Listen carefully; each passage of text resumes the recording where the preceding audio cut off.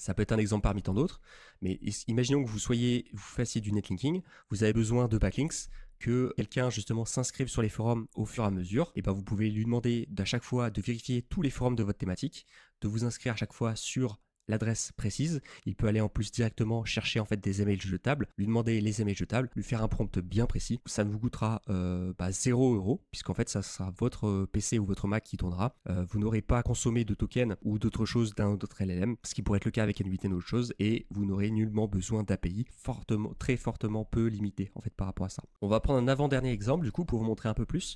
Donc j'avais dit en début de vidéo qu'il pouvait vous réserver en fait un billet d'avion. Il peut typiquement le faire. Donc là, hop, je lui demande de me réserver un billet d'avion Bordeaux-Lisbonne pour la semaine du 18. Voilà. Donc là, je le mets directement en mode assistant, c'est beaucoup plus pratique. Donc il commence en fait à ouvrir une nouvelle tab. Donc là, on va cliquer sur la tab.